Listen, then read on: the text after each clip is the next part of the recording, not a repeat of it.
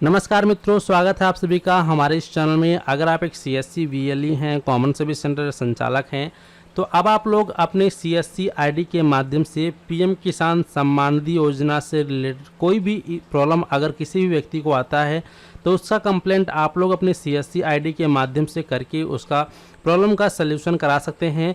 और इसके लिए आपको सीएससी द्वारा 50 से 100 रुपये तक का कमीशन भी मिलेगा। तो किस प्रकार से आप लोग सीएससी आईडी के माध्यम से लोगों की प्रॉब्लम को सॉल्व करेंगे। जैसे कि मान लीजिए काफ़ी सारे ऐसे किसान बंधु भाई हैं जिनको कि इस बार किस्त नहीं मिला है और उनका एप्लीकेशन वगैरह सब कुछ सही है, तो उनका किस प्रकार से आप लोग यहाँ पे कंप्लेंट दर्ज करेंगे अपनी सीएससी आईडी के माध्यम से ताकि उनको किस्त मिलना चालू हो जाए। या फिर मान लीजिए कि कोई नया व्यक्ति जिन्होंने पीएम किसान सम्मान निधि योजना में अपना नया आवेदन किया है और अभी तक उसका आवेदन पेंडिंग है, अप्रूवल नहीं हुआ है, तो उसका भी आप लोग यहाँ से कंप्लेंट डाल के अप्रूवल करा सकते हैं। या किसी व्यक्ति का पेमेंट जो है वो किसी दूसरे बैंक अकाउंट में जा रहा है तो उसका भी आप लोग यहीं से कंप्लेंट कर पाएंगे अपनी सीएससी आईडी के द्वारा। अगर आप एक सीएससी वीएलई हैं तो किस प्रकार से आप इन सर्विसेज में काम कर पाएंगे, ये जानना आपके लिए बेहद ज़्यादा ज़रूरी है। तो वीडियो को शुरू से लेकर अंत तक देखिएगा, क्योंकि ये जो है सेंट्रल गवर्नमेंट की सर्विस है, तो भारत के सभी राज्यों में सभी वीएलई सर्विस को यूज कर सकते हैं। तो वीडियो को चलिए शुरू करते हैं। शुरू करने से पहले आपसे एक छोटी सी रिक्वेस्ट है, अगर आप चैनल पर पहली बार आए हैं तो चैनल को सब्सक्राइब करने के साथ साथ नोटिफिकेशन बेल आइकन को ऑल पे क्लिक करके ऑन कर दीजिएगा ताकि आप इसी प्रकार की इन्फॉर्मेटिव वीडियो सबसे पहले देख पाएँ। तो चलिए शुरू करते हैं। तो सबसे पहले आपको अपनी सीएससी आईडी व पासवर्ड से डिजिटल सेवा पोर्टल के अंदर लॉगिन हो जाना है। लॉगिन हो जाने के बाद यहाँ पे स्क्रॉल करते हुए नीचे आएंगे तो यहाँ पे शॉर्टकट में ही आपको ये नई सर्विस देखने को मिल जाएगा, सीपी ग्राम्स। आप इस ऑप्शन पे क्लिक करेंगे। जैसे ही आप इस ऑप्शन पे क्लिक करते हैं, क्लिक करने के बाद आपके सामने इस प्रकार से डैशबोर्ड आ जाएगा।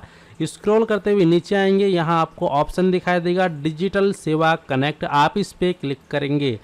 जैसे ही आप इस पर क्लिक करते हैं, क्लिक करने के बाद आप अपने आईडी के माध्यम से इस पोर्टल के अंदर लॉगिन हो जाएंगे।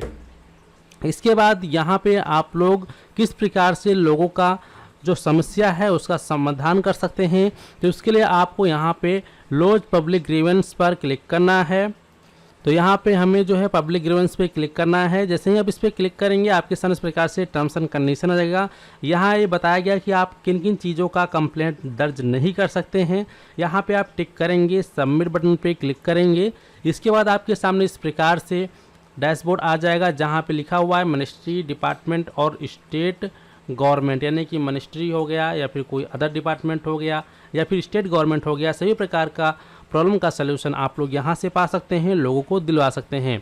और इसके लिए आपको प्रति रजिस्ट्रेशन 50 से 100 रुपये तक का कमीशन भी मिलेगा। तो जैसे कि मान लीजिए किसी व्यक्ति को पीएम किसान सम्मान निधि योजना के अंतर्गत इस बार किस्त नहीं मिली है, या फिर उसने नया आवेदन किया है, अप्रूवल नहीं हो रहा है, या फिर उसको अपना बैंक अकाउंट अपडेट करना है लेकिन वो अपडेटिंग में समस्या आ रही है, तो इसके लिए आप इस वाले पोर्टल पे आएंगे, स्क्रॉल करते हुए नीचे आएंगे, यहाँ आपको दिखता है मिनिस्ट्री, डिपार्टमेंट और स्टेट गवर्नमेंट, इस पर क्लिक करोगे। यहाँ आपको जैसे कि एग्रीकल्चर एंड फार्मर वेलफेयर, ये पीएम किसान के अंतर्गत आता है, इस पर हम क्लिक करेंगे। क्लिक करने के बाद यहाँ आपको सबसे पहले मेन कैटेगरी सेलेक्ट करनी पड़ेगी।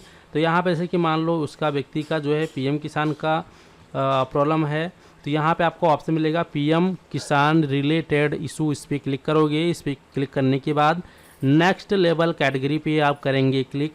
यहाँ आपको कई सारे सर्विसेज देखने को मिलेगा पीएम किसान संबंधित।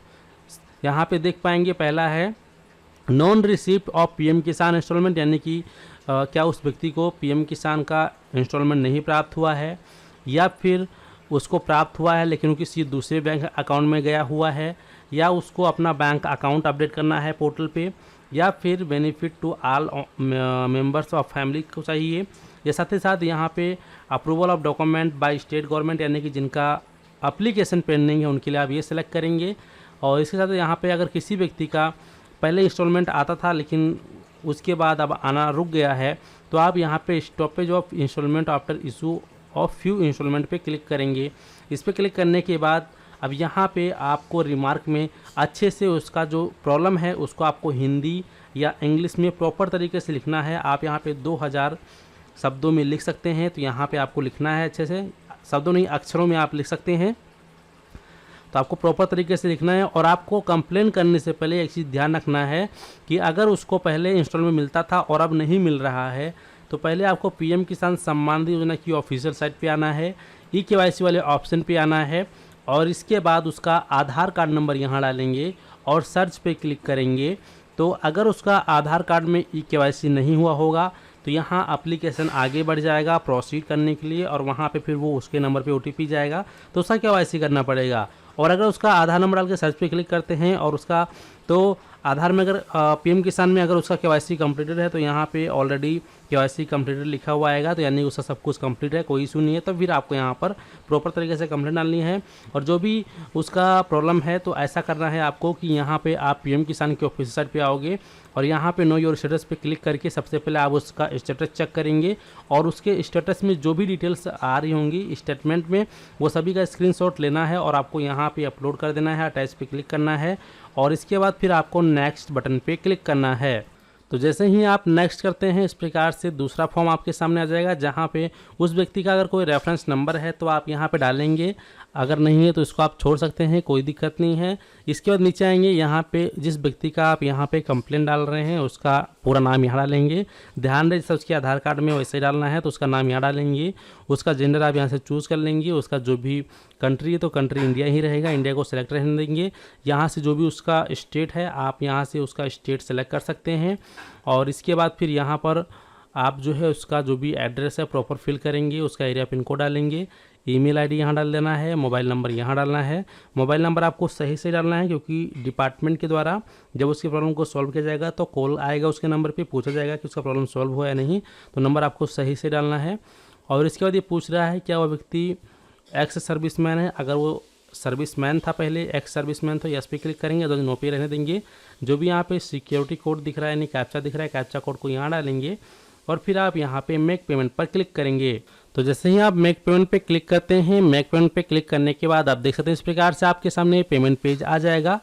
पेमेंट पे जाने के बाद यहाँ पर देखेंगे जो आपका सेल अमाउंट होगा वो 50 रुपये का रहेगा और आपके CSC वालेट से जो अमाउंट कटेगा वो ये यहाँ पे 17 रुपये 80 पैसे का अमाउंट आपके CSC वालेट से डिडक्ट होगा।